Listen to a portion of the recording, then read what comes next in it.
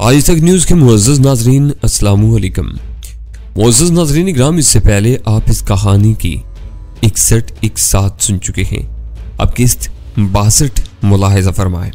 और अगर मैं तुम्हारे साथ आना चाहूँ तो उसने झिझकते हुए कहा, शौक चाहो लेकिन हमारे पास बस काम ही काम है, आमदनी का कोई जरिया नहीं है, अपना गुजारा तुम्हें खुद करना होगा।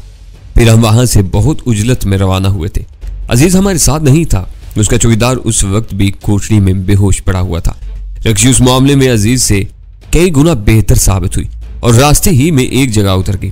तजुर्बे के एतबार से वो बहुत घाघ औरत थी। उसका फौरी तौर पर स्टोन हाउस से जाने का कोई इरादा नहीं था, क्योंकि वो हमारा न सिर्फ जहूर की नजरों में थी बल्कि एक कत्ल हो जाने के सबब पुलिस की भी निगाहों में आ गई थी। उसका ख्याल था कि वो चंद दिन अपने किसी काबिल एतमाद शनासा के साथ रहकर सूरत हाल का जायजा लेगी, फिर आइंदा के लाहे अमल के बारे में कुछ तय करेगी। ताज़ा तरीन वाक़यात ने उसकी खुद एतमादी को किसी हद तक मजरूर जरूर किया था, लेकिन जहनी तौर पर वो नाकारा नहीं हुई थी। जबकि जहांगीर की जहनी और जिस्मानी हालत बहुत अबतर थी। उस पर रह रहकर झल्लाट सवार हो रही थी और वह तंजीम को बेतहाशा गालियां बके जा रहा था। उसकी बीवी सलमा उसकी गुमशुदगी की तरफ से बहुत ज्यादा फिक्रमंद थी, लेकिन मैं जहांगीर को ऐसी हालत में उसके घर छोड़ने का खतरा मोल नहीं ले सकता था। वो एटू की निगाहों में मौत का सजावार ठहराया जा चुका था। अजीज की तहवील में उसकी रहाई एटू को दीवाना कर देने के लिए काफी होती और ऐन मुमकिन था कि वो झल्लाट में बजाते खुद जहांगीर के मकान पर चढ़ दौड़ता, या ऐसी सूरत में जहांगीर किसी तरह भी अपना दिफा करने के काबिल नहीं था। रक्षी को रास्ते में उतार कर मैं जहांगीर को अपने हमरा सीधा गजाला के मकान ही की तरफ लेता चला गया, जहां मेरी दानिश में वो बिल्कुल महफूज रहता। उसके बाद मैं अपनी हिकमत अमली इख्तियार करने के लिए आजाद हो जाता।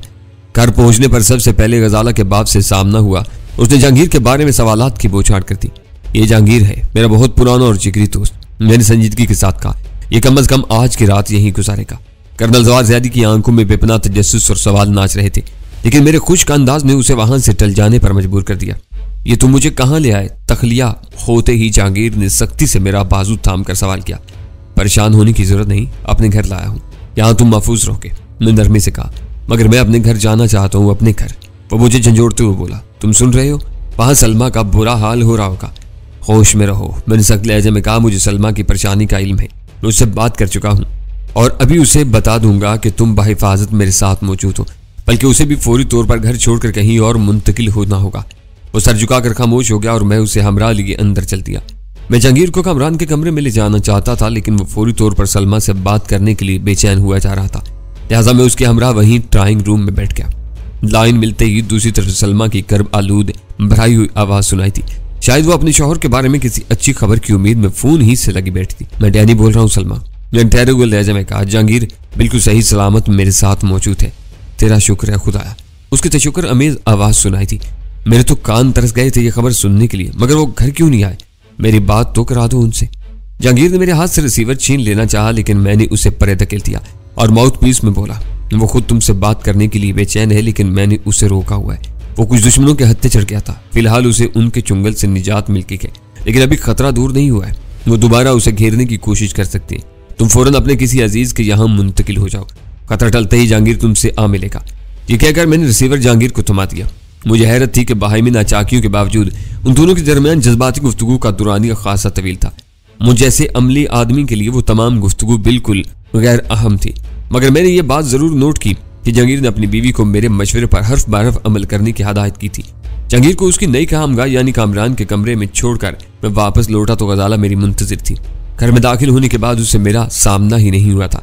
उसके इस्तफसार तलब निगाहों के जवाब में मैंने फौरन ही जहांगीर की कहानी मुख्तसर अल्फाज में दोहरा दी। मैंने पर्दे की ओर से देखा था, उसका तो हाल ही अबतर हो रहा है, पहचाना भी नहीं जा रहा था। उसने फुरेरी से लेकर कहा, तुमने पहले कब देख लिया था उसे? मैंने चौंक कर सवाल किया, इतनी जल्दी भूल गए आप? वो चुपते हुए लहजे में बोली, मैं जहांगीर के ही घर में तो कैद थी और उसकी बीवी ने मुझे वहां से निकाल दिया था। अब तो उसके चेहरे का रंग तक स्याह पड़ गया है और गुजरे हुए तमाम वाकयात मेरे जहन में ताज़ा हो गए। उस वक्त जहांगीर ने गजाला के मामले में बड़ी फरासत से काम लिया था, वरना वो एटू के हाथों पहुंच गई होती। शायद उस बार कुदरत ने मुझे उसका वही एहसान उतारने का मौका फराम किया था। आओ मैं तुम्हें उससे मिलवा दूं, मैंने गजाला का हाथ थाम कर कहा, क्योंकि गजाला का मामला उस हद तक बढ़ जाने के बावजूद जहांगीर मेरे और गजाला के ताल्लुक से वाकिफ न हो सका था। उससे बाद में मिल लूंगी, पहले एक अहम बात सुन ले। वो मुजाहमत करते हुए बोली, आपकी गैर मौजूदगी में सुल्तान शाह का फोन आया था। वो शाम को 8 से 9 बजे तक लाहौर के एक नंबर पर आपका इंतजार करेगा। क्या कह रहा था? मैंने बेताबाना लहजे में सवाल किया। मुझसे खुलकर बात नहीं की। वो बोली, बता रहा था कि शुगर क्वीन छलावा बनी हुई है, अभी उस तक रसाई नहीं हो सकी। अलबत्ता वो लाइट्स कार्टेज में नौकरी के लिए किसी को गांठने में कामयाब हो गया है और उसी सिलसिले में आपसे मशवरा लेना चाहता है। मैं आज सुबह ही तो आया हूँ, मैंने उलझन महसूस करते हुए कहा। उसे इतनी जल्दी फोन करने की क्या जरूरत पेश आ गई? इन दोनों में से तो कोई भी बात इतनी अहम नहीं है। मैंने कहा है ना कि वो मुझसे कुछ छुपा रहा था। मेरे डांटने पर बेहयाई के साथ हंस दिया था। वो मुंह बनाकर बोली, देखा जाओ तो डैडी उससे ठीक ही चिढ़ते हैं। वो आपके अलावा किसी को कुछ नहीं समझता। ऐसा मालूम होता है जैसे अपने मुखातब को चिढ़ाने पर तुला बैठा रहता हो। खैर, शाम को उसकी खबर लूंगा, तुम जरा मेरे साथ आओ। जहांगीर गजाला पर निगाह पड़ते ही हैरत से यूं उछला था जैसे गलती से उसका हाथ बिजली के नंगे तार पर पड़ गया हो। ये तो वही लड़की है जिसे सलाम ने जीवा हाउस में पहुंचाया था। वो हैरत से खिलाते हुए बोला, जिसे वहां से तुम अपने घर ले आए थे और वहां से तुम्हारी बीवी ने उसे भगा दिया था। मैंने उसकी बात पूरी करते हुए कहा, और आज की ताजा तरीन इतला यह है कि तुम इसी लड़की के घर में मुकीम हो। मगर A2 तो इसके लहू का प्यासा हो रहा है, इसे हर कीमत पर जिंदा या मुर्दा पकड़वाना चाह रहा है। इससे तुम्हारा क्या रिश्ता है? उसके लहजे में बदस्तूर हैरत गालिब थी। A2 तो अब अपने जख्मों को चाटेगा। इस लड़की का नाम गजाला है और मेरी बेहतरीन दोस्त है, और मेरी गैर मौजूदगी में यही तुम्हारी देखभाल करेगी। बस ये ख्याल रखना कि बाहर मिलने वाले बड़े मियाँ गजाला के बाप हैं। सिर्फ बाप ही नहीं बल्कि रिटायर्ड कर्नल भी है। इख्तिलाफ राय को अमूमन जुबानी तौर पर दूर करना पसंद नहीं करते। क्यों गैर जरूरी बातें कर रहे हो? गजाला ने मुस्कुराते हुए मुझे टोक दिया। डैडी इतने भी मुश्तिल मिजाज नहीं है। अगर वो मुझे बर्दाश्त कर लेते हैं तो जरूरी नहीं कि दूसरों को भी इतनी ढील दे सकें।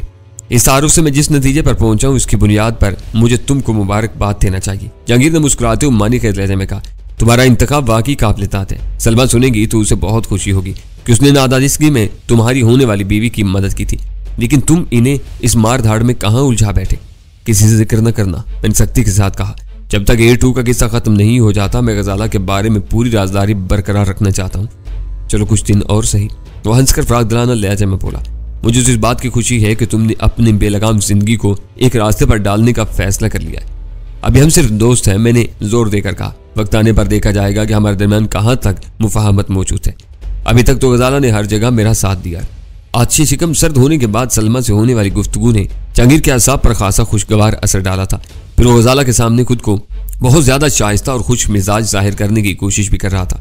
शायद तुम्हें इल्म ना हो, लेकिन A2 का शुरू ही से ये क्यास था कि लाहौर में मुश्किलात को जन्म देने वाली लड़की का किसी न किसी तरह तुमसे जरूर ताल्लुक था, लेकिन तुम किसी न किसी तरह अपनी जात को अलग रखने में कामयाब हो ही गए। पुरानी बातों को दोहराना अब बेसूद है। मैंने उसे आंख से इशारा करके कहा, अब तो तुम भी मातूब हो गए हो। देखना यह है कि A2 से हमारी गुलू खलासी कैसे होती है। इस दौरान तुम मेरी इजाजत के बगैर इस मकान से बाहर नहीं निकलोगे। मुझे ये पूछना तो याद ही नहीं रहा कि रक्षी वहां कैसे पहुंच गई थी। उस अहमक ने अचानक ही एक गलत मौका पर वो नाजुक सवाल कर डाला और गजाला के होठों पर गहरी मुस्कुराहट तैर की। क्या वो जो कुछ कह रही थी दुरुस्त ही था? उसने अपनी बात जारी रखते हुए सवाल मुकम्मल किया। बिल्कुल दुरुस्त कह रही थी। अगर वो मुझे ना उकसाती तो शायद मैं हाथ पर हाथ धरे ही बैठा रहता। मैंने गजाला की मुस्कुराहट को नजरअंदाज करते हुए संजीदगी से कहा, उसी ने फोन पर मुझसे कहा था कि तुम खतरे में हो और अगर फौरी तौर पर कदम न उठाया गया तो दुनिया की कोई ताकत तुम्हें मरने से न बचा सकेगी। बस मैं उसी पैगाम पर निकल खड़ा हुआ था। तो मिली थी आपसे? गजाला ने सवाल किया। नहीं बाबा, मैंने गहरा सांस लेकर कहा। उसका मकान पर एक कुबड़े भिखारी का राज था। रक्षी को मेरे पहुंचने से पहले A2 उड़ा कर ले गया था। देखा जाए तो आज वो भी बाल बाल बची है। तुमसे बड़ी मानूस है। मसाइब टलने के साथ ही जहांगीर की खोपड़ी में कीड़े कुलबुलाने लगे थे। गजाला के सवाल से उसने मौका की नजाकत भांपते हुए आहिस्तगी से इस शगुफा छोड़ ही दिया। यह भी खूबी की बात है। गजाला ने बुरा मानने की बजाय बराह रास्त उसे जवाब देकर मुझे हैरान कर दिया। बाज लोग ऐसे भी होते हैं कि उनसे पराई तो पराई अपनी औरतें भी उम्र भर मानूस नहीं हो पाती। भाई मान गए। जहांगीर हंस पड़ा। तुम्हारा जादू पूरी तरह चला हुआ है। तुम तो मान गए, लेकिन जरा सलमा से मिलने दो, फिर देखूंगा क्या और क्या मानते हो। मैं हंसते हुए गजाला के साथ वापसी के लिए मुड़ गया। आप बड़ी बेतकल्फी से नाम लेते हैं उसकी बीवी का। बाहर आने के बाद गजाला ने शिकायती लहजे में कहा और मैं दिल ही दिल में उसकी छठी हिस्स की दाद दिए बगैर नहीं रह सका।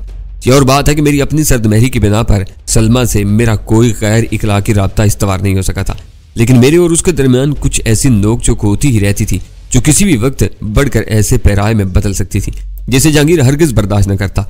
और गजाला ने मेरे लबो लहजे से ये चोर भी पकड़ लिया था, जबकि जहांगीर को शायद अंदाजा ही न हो सका था कि इस बार मैंने गैर इरादी तौर पर भाभी का सीगा तर्क कर दिया था, बल्कि फोन पर भी उससे आप जनाब के बजाय बेतकल्फाना अंदाज में तुमसे बात करता रहा था। हकायक कुछ भी नहीं हूं, मगर गजाला की बात का जवाब तो देना ही था। जहांगीर मेरा बहुत पुराना और जिगरी दोस्त है। हो सकता है कि इब्तदाई झिझक दूर होने के बाद वो भी तुम्हारा नाम लेने लगे। आपको बुरा नहीं लगेगा? उसने मेरी तरफ देखते हुए तीखे लहजे में सवाल किया। मैं तो हरगिज ऐसे तखातुब का जवाब न दूंगी। तुम तो मफरूजात में उलझी हो। मुझे बर वक्त एक माकूल जवाब सूझ गया। उसकी गैर मौजूदगी में बात हो रही थी, इसलिए नाम ले लिया। सामने तो लिहाज किया ही जाता है, बेतकल्फी और बात है, बदतमीजी उससे मुख्तलिफ हो जाती है। कभी कभी मुझे यूं महसूस होने लगता है जैसे माजी में आप राजा इंद्र के रिश्ते तार रहे हों। उसने हंसते हुए खूबसूरती के साथ अपने दिल की बात कह डाली। ऐसा न हो कि आगे चलकर पुरानी यादें खलिश का कोई रूप तार लें। तुम अहमक हो, मैंने उसकी पुष्ट पर एक धप रसीद करते हुए कहा, और बकिया अल्फाज मेरे होंठों ही में रह गए। क्या हुआ, कौन गिरा? कर्नल धप की आवाज सुनते ही बुखलाए हुए अंदाज में एक करीबी दरवाजे से निकल पड़ा था। कोई भी नहीं गिरा डैडी, गजाल ने बुखलाकर जल्दी से कहा। नहीं, कर्नल ने खोपड़ी हिलाते हुए कहा, मैंने खुद आवाज सुनी है। फिर वो अचानक ही उछल पड़ा। ऐसा तो नहीं कि अकब से कोई दुश्मन घर में कूदा हो? मैं अभी चक्कर मार कर आता हूँ। अपने वहशत अंगेज ख्याल के तहत वो तेजी के साथ वहां से रवाना हो गया। मेरी और गजाला की निगाहें चार हुई और हम दोनों ही हंस पड़े। हम दोनों बरामदे की सीढ़ियां उतर रहे थे कि कर्नल घर का तवाफ करके वापस आ गया। मुमकिन है कोई बिल्ली वगैरह कूदी हो, मुझे तो कहीं भी कोई कुछ नजर नहीं आया। उसने आते ही चिकित्स खोरदा लहजे में ऐलान किया, आपकी कार का क्या रहा? मैंने याद आते ही उस बारे में सवाल कर डाला। थाने में रिपोर्ट दर्ज करवा दी है। रात में किसी वक्त घर के बाहर से कोई मेरी कार उड़ा ले गया है। अब देखो कि वो कब तक गाड़ी तक पहुंचते हैं। वैसे तुमने छोड़ी कहाँ थी? आज की रात गुजर जाने दें, अगर कल पुलिस ना पहुंची तो हम खुद ही उन्हें खबर दे देंगे कि हमारी कार फलां जगह मौजूद है। वो ज़ाब्ते की कार्रवाई के बाद कार हमारे हवाले कर देंगे। मैंने महसूस किया कि कार के बारे में मेरी फिक्रमंदी पर कर्नल खासा खुश हो गया था। अंधेरे के बायस उस वीरान इलाके में सन्नाटा और गहरा हो गया था। उजाड़ और वीरान पलाटों पर मालकान ने एक आध बल्ब भी चलाए रखने की जहमत नहीं की थी। उनके पेश नजर मुतलका इदारे ने भी स्ट्रीट लाइट्स लगाने की जरूरत नहीं समझी थी, और अगर कभी रोशनी फराहम भी की गई थी तो फ्यूज होने के बाद बल्ब तब्दील नहीं किए गए थे। मैं गाड़ी में वहां से गुजरता चला गया। अगर मैं वहीं कहीं कार रोक कर नीचे उतरता तो बआसानी तारीकी में कहीं मौजूद किसी भी शख्स की निगाहों में आ सकता था। एक तवील चक्कर काट कर मैंने कार एक रोशन और आबाद इलाके में रोकी। फिर चहलकदमी के अंदाज में नीचे उतरकर अजीज के गोदाम की तरफ रवाना हो गया। अंधेरा फैल जाने के बायस वो इलाका उस वक्त हर किस्म की मुजरमाना कार्रवाइयों के लिए साजगार हो गया था। मैं बराह रास्त उसी मकाम पर पहुंचा जहां से दोपहर में अंदर कूदा था। फिर दरारों के सहारे बासानी अहाते में उतर गया। अहाते में बना हुआ शेड घूर तारीकी में डूबा हुआ था। उसमें कहीं भी रोशनी की कोई रमक नजर नहीं आती थी। अलबत्ता जब मैंने चौकीदार की कोठरी की तरफ देखा तो वहां बिजली की बजाय किसी लालटेन या लैंप की टिमटिमाती हुई जरकान ज़दा रोशनी फैली हुई थी, जिसका मतलब था कि नादर खान अपने मोर्चे पर मुस्तअद था। मैंने दीवार से लगे लगे किसी चौपाई की तरह कोठरी की तरफ बढ़ना शुरू कर दिया। वहां बज़ाहिर हालात मामूल पर नजर आ रहे थे, लेकिन मुझे मालूम नहीं था कि अजीज वहां मौजूद था या वापस जा चुका था। A2 मुकर्रर प्रोग्राम के मुताबिक वहां लौटा था या नहीं। दोपहर के वकूआ के बाद कोठरी में कितनी नफरी मौजूद थी। मुझे ख्याल आया कि उन सब सवालात का जवाब एक पत्थर बआसानी दे सकता था।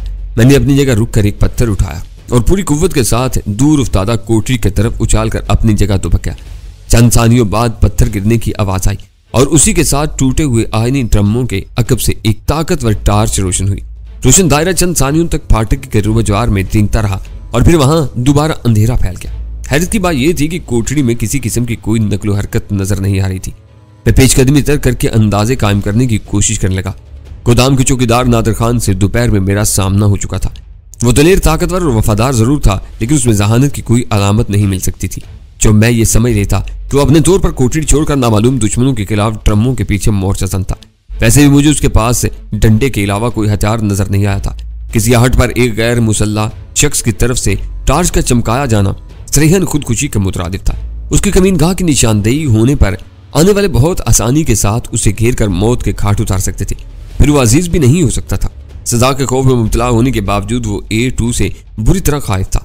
क्राइम से मालूम हो रहा था कि वो A2 का मुकाबला करने के बजाय खामोशी से फरार होकर किसी गुमनाम ठिकाने में रुपोश हो जाने को तरजीह देगा, और अगर उसने A2 से टकराने का इरादा किसी न किसी तरह कर ही लिया था तो अपने हैबतनाक सरबराह पर बेखबरी में तो वार कर सकता था। उसमें इतनी हिम्मत नहीं थी कि टार्च रोशन करके A2 को अहाते में किसी हरीफ की मौजूदगी से बाखबर करने का खतरा मोल ले। वो यकीनी तौर पर राजा तहूर अहमद या A2 ही था, जो अंधेरे में छुपा किसी शिकार का मुंतजिर था। अजीज गालबन अपने दिल से A2 का खौफ न निकाल सका था और वहां से फरार हो गया था। कोठरी में जलती हुई लालटेन और उधर फैला हुआ सन्नाटा नादर खान के बुरे अंजाम की निशानदेही कर रहा था, क्योंकि A2 को मैदान साफ होने की खबर उसी से मिली होगी और उसे किसी जख्म खोरदा भेड़िए की तरह सामने आने वाले वाहिद शिकार को मौत के घाट उतार दिया होगा। मैंने अपना रास्ता तब्दील कर लिया और दीवार के सहारे चुपाई की तरह चलते हुए एक तवील चक्कर काट कर ड्रमों के ढेर के अक में पहुंचने की कोशिश करने लगा, जहां A2 का मोर्चा कायम था। शेड के वीरान और तारीख ढांचे के करीब से गुजरते हुए मैंने उसके खुले हुए दरवाजे को हैरत से देखा।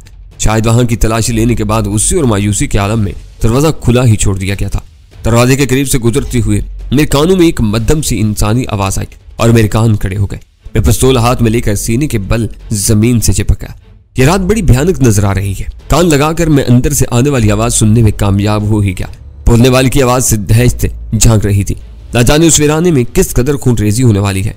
खूनरेजी से मैं नहीं डरता, लेकिन इस वक्त वो भेड़िया बना हुआ है। दुश्मनों से टकराव की नौबत ना आई तो कहीं हमारी ही बारी ना आ जाए।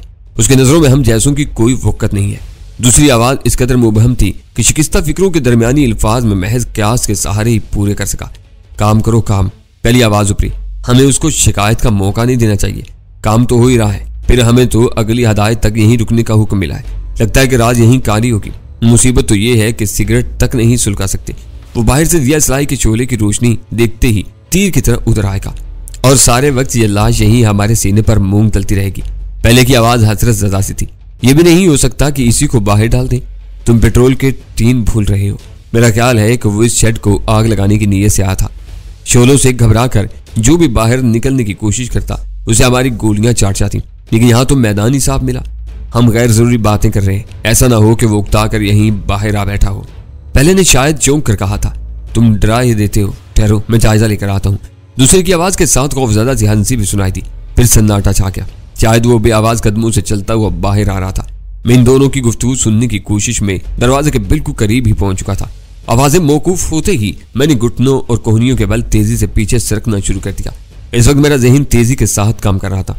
वो दोनों जिस अंदाज में अपने सरबराह के बारे में बातें कर रहे थे, उसे ये नतीजा अखज़ करना दुश्वार नहीं था कि वो A2 ही हो सकता था। और अगर निचले दर्जे के लड़ाकों की टोली भी साथ लाया था तो ये यकीनी था कि वो खुले चेहरे की बजाय नकाब पोश बनकर आया होगा। ऐसी हालत में बस आवाज ही की शनाख्त बाकी रह जाती थी। उसके तहक्कुम में मेरी ख्वाबनाक आवाज अभी तक मेरी यादाश्त में महफूज थी। मैंने सोच लिया था कि अगर आने वाले की निगाह मुझ पर पड़ गई तो मैं A2 की आवाज में फटकार कर उसे उल्टे कदमों अंदर लौटाने पर मजबूर कर दूंगा। चंद सानियों बाद खुले हुए दरवाजे के करीब तारीकी में एक तारीक तर मजबूत इंसानी साया नमूदार हुआ, जिसके हाथों में लंबी नाल वाला कोई लंबी मार वाला अच्छी हथियार दबा हुआ था। मैं सांस रोककर बिल्कुल ही जमीन से चिपक गया। उसने अपनी जगह खड़े खड़े चौकन्ने अंदाज में चारों तरफ सर घुमाया और दोबारा शेड में गायब हो गया। मैंने दिली में खुदा का शुक्र अदा किया कि मेरी तरफ देखने के बावजूद वो तारीकी में मेरी मौजूदगी का अंदाजा नहीं लगा सका था। उन दोनों से जो कुछ मालूम हो सकता था वो मेरे इल्म में आ गया था। बस ये मालूम ना हो सका था कि वो अंदर क्या अहम काम सरंजाम दे रहे थे। मैं वहां से आगे बढ़ने का इरादा कर ही रहा था कि अचानक मेरा दिल उछल कर हल्क में आ गया। इस बार वो दोनों ही एक साथ अंदर से बरामद हुए थे और अंधेरे में चमकती हुई उनकी आंखों की पुतलियां उसी तरफ निगरान थी जहां मैं जमीन पर सीने के बल पड़ा हुआ था। जाओ, मेटू की आवाज की नकल करते हुए भाड़ खाने वाले मगर धीमी आवाज में गुरा, जाओ मेरा काम खराब न करो। बाहर क्या ऐसी की तैसी करने आए हो? वो बिजली की सी सुराग से वापस लौट गए। उनके ज़हनों पर A2 का खौफ इस कदर मुसल्लत था कि आवाज सुनने के बाद उन्होंने मजीद किसी तसल्ली की जरूरत महसूस नहीं की थी। इस कामयाबी पर मेरा दिल शेर हो गया। मेरा जी चाहा कि उनमें से एक को तलब करके उसकी गन हासिल कर लूं ताकि दूर ही से A2 का निशाना ले सकूं, लेकिन मैं उस इरादे को अमली चामा न पहना सका। राइफल लेते हुए मुझे उनके उस कदर करीब जाना पड़ता कि वो अंधेरे के बावजूद मेरा हेवला देख लेते, जो न सिर्फ साख्त के एतबार से A2 से मुख्तलिफ था बल्कि लिबास और चेहरे पर नकाब की गैर मौजूदगी भी खतरात पैदा कर सकती थी। मैं वहां से आगे रवाना हुआ तो मुझे यकीन था कि अब वो दोनों रात भर भी अंदर फंसे रहे तो आपस में बात करने की जिसारत नहीं कर सकेंगे। उनका पित्ता पानी कर देने के लिए यही काफी था कि उन्होंने अपने नाम निहाद सरबराह की आवाज सुन ली थी। बढ़ते बढ़ते अचानक मुझे ठहर जाना पड़ा। मैदान के वस्त में एक अजीब सी आवाज सुनाई दी थी, जैसे कोई बेआवाज गोली ठोस लोहे से टकराई हो। उस वक्त मेरी तवज्जो अपने रास्ते पर मरकूज थी, लिहाजा मैं तय्युन न कर सका कि कोई फायर हुआ ही था या वो मेरा वहम था। मैंने अपनी रफ्तार तेज कर दी। मुझे चुभा हुआ था कि कहीं इंतजार करते करते A2 के सब्र का पैमाना लबरेज ना हो गया हो। थोड़ी देर में मैं हाथे की दीवार के साथ एक ऐसी जगह पहुंचने में कामयाब हो गया जहां से ड्रमों के अंबार के पीछे देखना मुमकिन था। वहां तारों की छांव में मुझे दो इंसानी हेवले खड़े नजर आए। अंधेरे के बायस उन दोनों की जुज़वियात का मुशाहिदा करना नामुमकिनात में था, लेकिन हल्की हल्की हवा ने यह वाज़े कर दिया कि एक हेवले का लिबास हवा से कदरे फड़फड़ा रहा था, जबकि दूसरा चुस्त लिबास में मलबूस था, जो यकीनन A2 ही हो सकता था। मैं उनकी बेखबरी में जमीन से चिपका तेजी के साथ आगे सिरकता हुआ एक शोबी ढेर के पीछे पहुंच गया, जो उनकी कमीन गाह से इतने फासले पर था कि मैं आसानी पिस्तौल से उन दोनों का निशाना ले सकता था। चोबी ढेर के पीछे पोजीशन लेकर मैंने हाथ सीधा किया और फिर नीचे गिरा दिया। मेरा निशाना कभी भी खराब नहीं रहा था। लेकिन यह भी दुरुस्त है कि मुझे आंखें बंद करके निशाना लगाने का दावा भी कभी नहीं रहा था।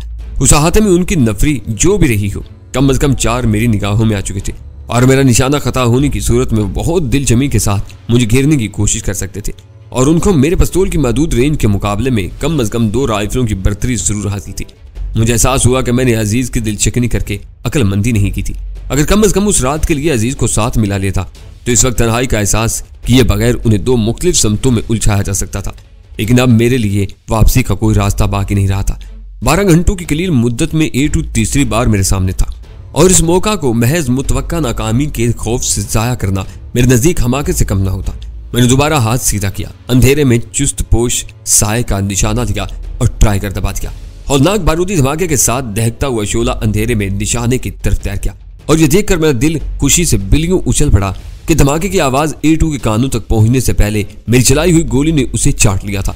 फिजा में उसकी करीहा चीख गूंजी और उसका जिस्म फिजा में उछलकर जमीन पर आ रहा। दूसरा साया उससे पहले ही जमीन पर गिर चुका था। मैं घोर अंधेरे में आंखें फाड़ फाड़ कर उधर घूरता रहा, लेकिन वहां जिंदगी के तमाम तरह आसार मफकूद नजर आ रहे थे। ऐसा मालूम हो रहा था जैसे वो दोनों नीचे गिरते ही जमीन में समा गए हों। संसारियों के साथ शिकन सन्नाटे के बाद ड्रमों के अंबार के पहलू से तकरीबन बैक वक्त 2 गोलियां चलीं और मुख्तलिफ समतों में तैर गईं। उन्होंने ये अंदाजा लगाया था कि उन पर फायर पीछे से हुआ था, मगर समत का तायजुन नहीं कर सके थे। फिर उनमें से एक नीम दायरे की सूरत में तसलसल के साथ गोलियां बरसाता ही चला गया। उसका जाविया तब्दील होते ही मैंने बारूदी आग के मखरज का निशाना लेकर दूसरा फायर कर दिया और इस बार फिर वही पहले वाली और राती हुई चीख फिजा का सीना चीर गई। शायद पहली गोली से जख्मी होने के बाद A2 का जहनी तवाजन उलट गया था, जो वो ऐसे खुले महाज पर अंधाधुंध फायरिंग पर उतरा था, जबकि उसका साथी होशियार था, बार बार जगह तब्दील करके गोलियां बरसा रहा था। मेरी तरफ से दूसरा फायर होते ही उसने शायद मेरी पोजीशन भी देख ली थी और अब उसकी चलाई हुई तमाम गोलियां 24 ढेर पर या उसके गिरवो जवार में ही बरस रही थी। मैं जमीन पर गिरकर सीने के बल रेंगता हुआ एक दूसरी आड़ में चला गया। वो दोनों मुझे इतना अहमक समझ रहे थे कि बदस्तूर उसी 24 ढेर पर चांद मारी के मशक कर रहे थे। उन दोनों की फायरिंग से यह पता चल रहा था कि A2 मेरी 2 गोलियों से जख्मी जरूर हुआ था, मगर कोई भी जख्म इतना कारी नहीं था कि फायरिंग में रुकावट बनता। मैं किसी तीसरे भरपूर मौका की तलाश में अपनी जगह खामोश पड़ा रहा। फिर यकलख्त उनकी तरफ से फायरिंग का सिलसिला मौकूफ हो गया। मैं धड़कते हुए दिल के साथ उनके अगले फायर के इंतजार में जमीन से चिपका रहा। फिर फिजा में एक स्याह गोला सा उड़ता नजर आया। मैंने कोनियां जमीन पर टिकाकर दोनों हथेलियों से अपने कान बंद करके आंखें बंद करनी और सर नीचे झुका लिया। 24 ढेर पर होने वाले धमाके ने मुझे हिला कर रख दिया। मिट्टी और लकड़ी के कई टुकड़े मुझ पर आ गिरे और फिजा में कसीफ धुएं की लहर के साथ लहू रंग शोलों की सुर्खी बिखरने लगी। मेरे लिए वो संगीन सूरत हाल सख्त तशवीशनाक थी। वो लोग मेरी तवक्को से कहीं ज्यादा तैयारियों और बदतरीन अज़ाइम के साथ वारद हुए थे। लकड़ियों का ढेर जल उठने के बाद उस खुले मैदान में ऊंची रुकावटें ज्यादा देर तक मुझे पनाह नहीं दे सकती थी। शोलों की रोशनी ने तकरीबन पूरे मैदान को गैर महफूज बना दिया था। वो लोग किसी भी लम्हे मुझे देख सकते थे और फिर मेरी इब्तदाई कामयाबियों का अलमनाक अंजाम शुरू हो जाता। जिसके बाद दिगरे मजीद 2 दस्ती बम बोरो फटे। शायद एहसास शिकस्त ने A2 को पागल ही कर दिया था और वह हर कीमत पर मेरे खात्मे पर तुल गया था। इस बार बम जमीन पर गिरे थे, लिहाजा धुएं के साथ हल्के से शोले भड़क कर दम तोड़ गए, मगर लकड़ियों की आग लहजा बलहजा जान पकड़ती जा रही थी। मैंने तन बतकदीर होकर मैदान छोड़ देने का फैसला कर लिया। ऐसे नामसाद हालात में मुकाबले पर जमे रहना मेरे लिए महलक साबित हो सकता था। मैंने जमीन पर पड़े पड़े खिसकना शुरू किया और अपनी दानिश में भड़कते हुए शोलों और धुएं की आड़ लेते ही उठकर अकबी दीवार की तरफ तोड़ लगा दी। वो क्या, लकड़ियों के चटकने की शोर में एक मुस्तरिब आवाज गूंजी और फौरन ही गोली चला दी गई।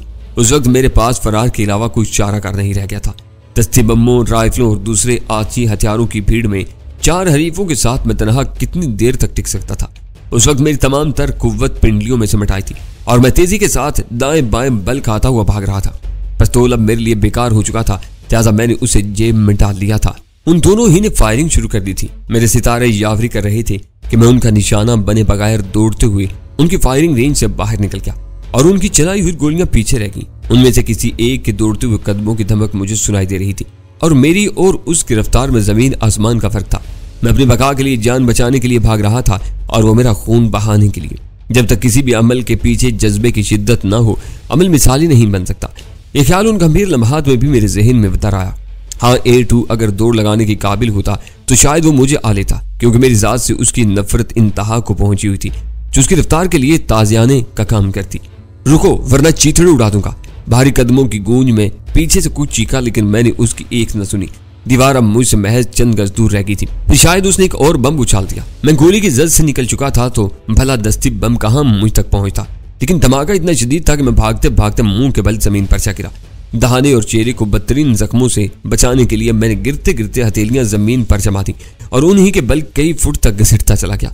मिट्टी के जर्रात और कंकर हथेलियों की खाल चीर कर जख्मों में उतरते चले गए, लेकिन उस वक्त मेरे लिए ऐसी हर तकलीफ बेमानी होकर रह गई थी। मैं दोबारा उठा और चंद छलांगे लगाकर दीवार तक पहुंच गया। मैं दीवार पर चढ़कर दूसरी तरफ कूद रहा था तो शेड की तरफ से भक की एक जोरदार आवाज आई और वहां भी मुझे धुएं का कसीफ बादल उमड़ता नजर आया। शायद पहले से तयशुदा किसी प्रोग्राम के मुताबिक शेड में पेट्रोल ढेल कर आग लगा दी गई थी। मैंने दीवार पर से सर घुमा कर देखा तो निस्बतन ढीले लिबास वाला फायर करता हुआ बदस्तूर मेरी तरफ दौड़ा रहा था। मैंने शिबो फराज की परवाह किए बगैर दूसरी तरफ कूद गया। मेरे पैर नरम और गीली जमीन से टकराए, उसी के साथ नतनों में तेज बू भी दर आई। शायद वो फैक्ट्रियों से खारिज होने वाले पानी को बहा ले जाने वाला नाला था जो उस गोदाम की पुष्ट से गुजर रहा था। मैंने फौरन ही दौड़कर नाहमवार नाले में उतर जाने का फैसला किया, लेकिन दीवार की दूसरी जानब कदमों की धमक सुनकर इरादा मुलतवी कर दिया और वहीं दीवार से चिपक कर मैं खड़ा हो गया। जिंदगी और मौत का एक भयानक इम्तिहान गुजर चुका था और अब मैं उस मौका को A2 के लिए भी यादगार बनाना चाहता था। वही हुआ जिसके वकू पजीर होने की उम्मीद में मैं दीवार के साए में खड़ा अपने चढ़े हुए सांसों पर काबू पा रहा था। दीवार के पीछे मुझे गहरी सांसों की आवाज आई, जैसे कोई सांड हाँप रहा हो। मैंने अपना सांस रोक लिया और पिंडियों को कदरे झुकाकर ऊपर देखने लगा। अंधेरे में दो भारी हाथ दीवार की किकर पर जमे और फिर मेरा पीछा करने वाला दीवार पर चढ़कर दूर नाले की गहराई में निगाहें तोड़ने लगा। उसके वहमो गुमान में भी न रहा होगा कि बेजोड़ मुकाबले से बुकलाकर भाग निकलने वाला वही उसकी मौत के हरकारे के रूप में मौजूद होगा। तवाजुन बरकरार रखने की कोशिश में उसने जैसे ही अपनी दाहिनी टांग दीवार से बाहर लटकाई, मैंने वहशियाना ताकत से टांग पकड़कर उसे नीचे घसीट लिया। उसके हल्क से गैर इरादी तौर पर एक करीहा आवाज निकल गई और सिर के बल जमीन पर आ रहा। मैं फुर्ती के साथ उसके सीने पर सवार हो गया और मेरे दोनों हाथ उसकी गर्दन पर जम गए। मैंने उसकी गर्दन पर हल्का तंग किया तो उसके जिस्म में जरा भी जुम्बश न हुई। मैंने गिरफ्त कमजोर किए बगैर उसकी गर्दन को जुम्बश दी तो इंकिशाफ हुआ कि गिरते ही उसकी गर्दन की हड्डी टूट चुकी थी और जिससे खाकी रूह से आरी हो गया था। मैं उसका पिस्तौल उठाकर उस गंदे और बदबूदार नाले में उतरता चला गया। गोदाम में लगी हुई आग के शोले तेजी के साथ शिद्दत इख्तियार करने लगे थे और कसीफ धुएं के बादल नाले पर छाते जा रहे थे। नाले में कीचड़ और कूड़े के ढेरों से बचता बचाता मैं काफी देर बाद बाहर निकला तो दोनों हथेलियां खून आलूद थी। जख्मों में घुसे हुए कंकर भी अब तकलीफ देने लगे थे। गहरे रंग के लिबास से मिट्टी वगैरह झाड़ने के बाद भी खास तौर पर पतलून के घुटनों पर रगड़ के ऐसे निशानात बाकी रह गए कि उस लिबास में किसी माकूल जगह का रुख नहीं किया जा सकता था। मैं दोनों जलती हुई हथेलियां पतलून की जेबों में छुपाकर कार की तरफ चल दिया। उस वक्त मेरे जहन में बस एक भयानक सी सनसनाहट गूंज रही थी। मुझे एहसास हो रहा था कि मुसाहब मार्के में अपनी जान बचाने के सिवा कुछ भी न कर सका था। A2 जख्मी जरूर हो गया था, लेकिन वो अब भी अपनी मनमानी करने के लिए जिंदा और आजाद था। वो अपने पेशी और फितरत के एतबार से एक ऐसा मोजी था जिसे फौरी तौर पर फना के घाट उतरना चाहिए था। मैं खाली और ज़हनी के आलम में होंठ भींचे खासी देर तक कार ड्राइव करता रहा। फिर मुझे ख्याल आया कि A2 जख्मी था और अगर मेरा अंदाजा दुरुस्त था तो उसे फौरी तौर पर तिब्बी इमदाद की जरूरत थी। A2 लाख शातिर और बारसूख सही, लेकिन कराची उसका शहर नहीं था और गोलियों के जख्मों के लिए उसे कहीं भी आसानी के साथ तिब्बी इमदाद न दी जाती। हर जगह पुलिस का दरमियान में आना लाजमी था। पूरे शहर में बस एक जगह ऐसी थी जहां उसका काम बन सकता था, डॉक्टर अकबर की इलाज का, जहां गजाला का भाई कामरान जेरे इलाज था। अरसा दराज से हीरोइन की खपत का एक माकूल ठिकाना थी। तंजीम के मुकामी बड़ों से अकबर के जो मरासम रहे थे उनकी रोशनी में कुछ बाई नहीं था कि A2 भी किसी रूप में अकबर से चनासाई रखता हो। ऐसी सूरत में वो तिब्बी इमदाद के लिए उसी से रजू कर सकता था। मिर्जा कामरान की अयादत के बहाने वहां घुसना बहुत आसान था, मगर दुश्वारी ये थी कि मेरी हथेलियां जख्मी और खून आलूद थी। लिबास भी उस जगह के काबिल नहीं रहा था। अगर मैं हुलिया दुरुस्त करने घर जाता तो गजाला उस हालत में मुझे हरगिज A2 के पीछे न जाना देती। अगर उस हालत में उसके बाप से सामना हो जाता और वो बुजुर्गाना हट धर्मी पर उतर आता तो मेरे लिए घर से कदम निकालना भी मुहाल हो जाता। मैं सोचता रहा और हथेलियों की तकलीफ को फरामोश करके शहर की पुरसकून सड़कों पर कार ड्राइव करता रहा। आखिरकार मुझे एक काबिल अमल ख्याल सूझी गया और मैंने कार जहांगीर के घर जाने वाले रास्ते पर डाल दी।